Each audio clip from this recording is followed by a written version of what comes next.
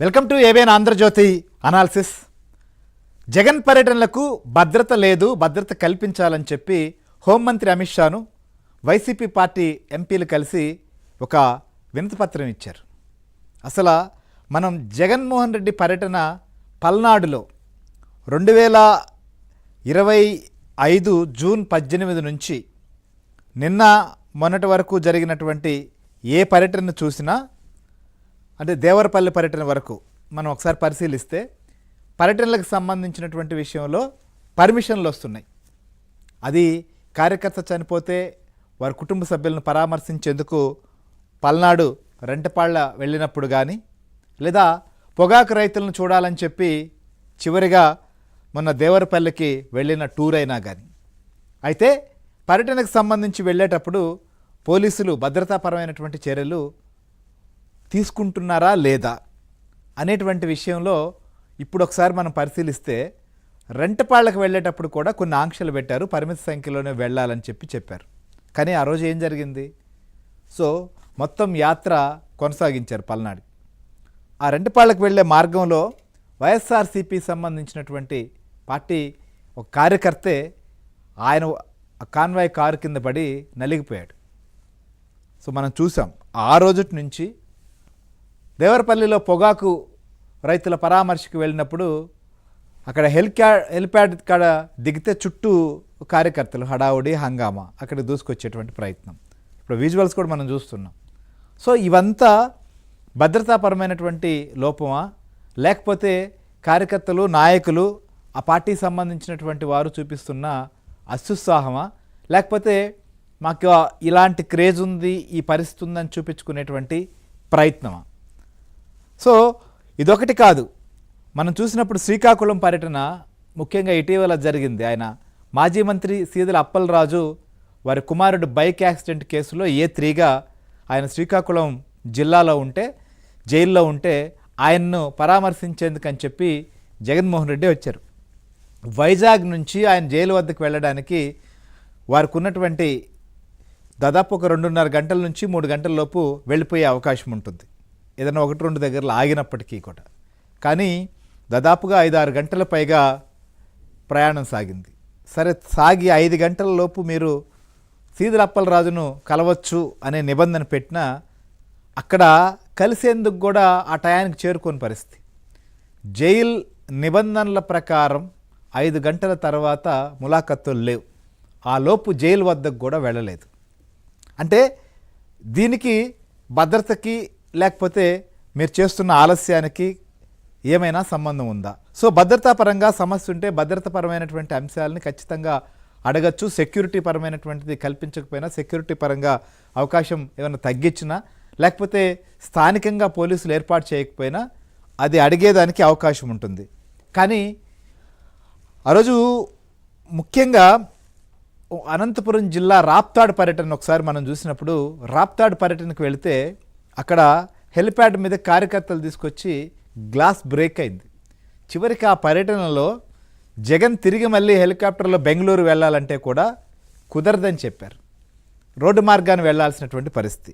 So ఈ రకంగా ఒకవైపు పర్యటనలు కొనసాగుతున్నాయి. ఇలాంటి సందర్భంలో ఈ రకమైనటువంటి పరిస్థితి ఉంటే ఇంకోవైపు భద్రత కల్పించట్లేదు అని చెప్పి హోంమంత్రి అమిత్ షాకు ఫిర్యాదు చేశారు. రాష్ట్ర ప్రభుత్వం ఉద్దేశపూర్వకంగా భద్రత కల్పించట్లేదని చెప్పి మనం చూస్తున్నాం. అక్కడ ఏదైతే వైసీపీకి సంబంధించినటువంటి రాజ్యసభ, లోక్సభ సంబంధించినటువంటి సభ్యులందరూ ఒక మెమరాండం ఇచ్చినటువంటి పరిస్థితి. మెమరాండం ఇవ్వడే కాదు, ఆయనకు సంబంధించినటువంటి భద్రతపై సంబంధించిన విషయం పైన చాలా ఆందోళన వ్యక్తం చేశారు. కానీ ఇంకో పక్క నిన్న హోంమంత్రి అనిత అన్ని వీడియోలతో సహా జగన్మోహన్ రెడ్డి పర్యటనలు ఎలా ఉన్నాయి, ఎక్కడ ఏ రకమైనటువంటి పరిస్థితి ఏర్పడుతుందో వీడియోలతో కూడా ప్రదర్శించినటువంటి పరిస్థితిని మనం నిన్న సచివాలయంలో చూసాం. ఏ పర్యటనకు ఏ రకంగా పోలీసులు భద్రత ఇచ్చారు, ఏ పర్యటనకు ఏ రకంగా ఇక్కడ వైలేట్ చేస్తున్నారు. సో నిజంగా భద్రత కావాలనుకున్నప్పుడు పోలీసులకు ఇచ్చినటువంటి వాళ్ళ సూచనలు కానీ, లేదా పోలీసులకు సహకరించాల్సినటువంటి బాధ్యత కూడా ఆ పార్టీ మీద కానీ, ఆ నాయకుల పైన కానీ ఉందా లేదా అనేటువంటిది కూడా వారు ప్రశ్నించుకోవాల్సినటువంటి పరిస్థితి. సో ఎందుకంటే అమిత్ షాను కలిసి భద్రత కావాలని చెప్పి కోరినప్పుడు ఇంకోవైపు శాంతి భద్రతల విషయంలో ఇబ్బంది కలగకుండా చూడాల్సినటువంటి బాధ్యత ఉందా లేదా?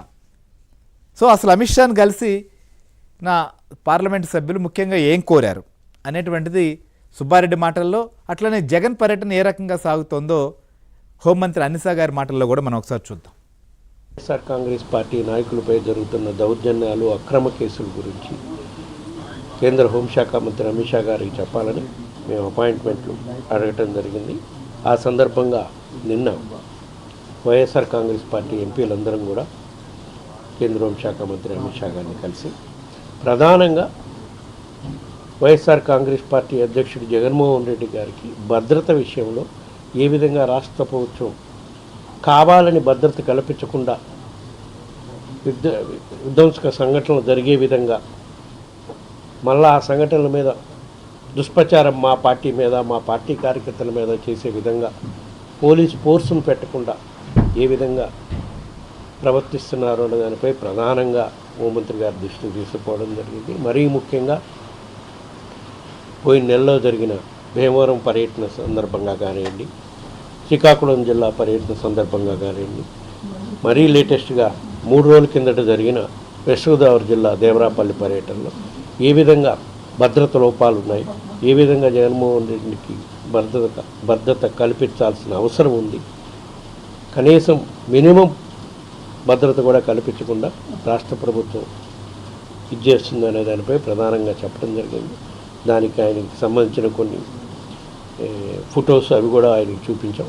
తప్పకుండా దానిపై చర్య తీసుకునే కార్యక్రమం, ఏ విధంగా చర్యలు తీసుకోవాలో నేను ఆలోచించి చర్య తీసుకునే కార్యక్రమం చేస్తానని సానుకూలంగా స్పందించడం జరిగింది. వైపు ఏమో చూస్తే అభివృద్ధి రాజకీయాలు కనిపిస్తున్నాయి, ఒకవైపు చూస్తుంటే వివాదాలు, విద్వేషాలు రెచ్చగొట్టే రాజకీయాలు ఒకవైపు కనిపిస్తున్నాయి, ఒకవైపు చూస్తుంటే పెట్టుబడులు, ఉద్యోగాలు, పరిశ్రమలు కనిపిస్తున్నాయి, ఇంకొక వైపు చూస్తే ప్రతి పర్యటనలోని కూడా ఉద్రిక్తలు ఉంటున్నాయి, ఆరోపణలు ఉంటున్నాయి, ఘర్షణలు ఉంటున్నాయి. నోరిప్పితే అబద్ధాలు తప్పించి గొడ్డలి పార్టీ అధ్యక్షుడి నోటి నుంచి ఇంకొక పదం రాదు. ఒక పక్క నుంచి శాంతి భద్రతలు మేము బలోపేతం చేయాలని మా గవర్నమెంట్ మేము చేస్తుంటే అదే అంశాన్ని ఒక రాజకీయ సంఘర్షణ కింద మార్చి పోలీసులు సైతం బ్లాక్మెయిల్ చేసే పరిస్థితుల్లో ఈరోజు ఆ గొడ్డలి పార్టీ అధ్యక్షుడు ఉన్నాడంటే ప్రజలకు కూడా అప్పీల్ పెడుతున్నాం. అమ్మ, మనం ప్రజాస్వామ్యంలో ఉన్నాం, ప్రజలు కూడా నిర్ణయించుకోవాల్సి ఒకటే, రాష్ట్ర అభివృద్ధి అన్నది అభివృద్ధి రాజకీయాలతో ముందుకెళ్లాలా, లేకపోతే ఇలాంటి విధ్వంసాలతో ముందుకెళ్ళాలి.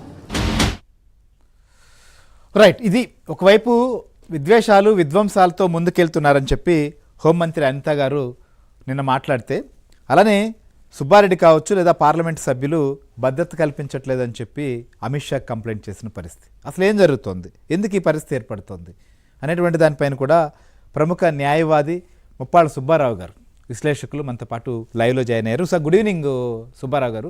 అసలు కేంద్ర హోంశాఖ మంత్రి అమిత్ షాను వైఎస్ఆర్సీపీ ఎంపీలు గెలిచారు. జగన్మోహన్ రెడ్డి పర్యటనలకు అసలు భద్రత ఉండట్లేదు, ఇటీవల కాలంలో జరిగినటువంటి టూర్లు చూస్తే ఈ రకమైన పరిస్థితి కనిపిస్తోంది అనేది వారు చేస్తున్న ఆరోపణ. ఇంకోవైపు చూస్తే నిన్న హోంమంత్రి అనిత గారు కొన్ని వీడియోస్తో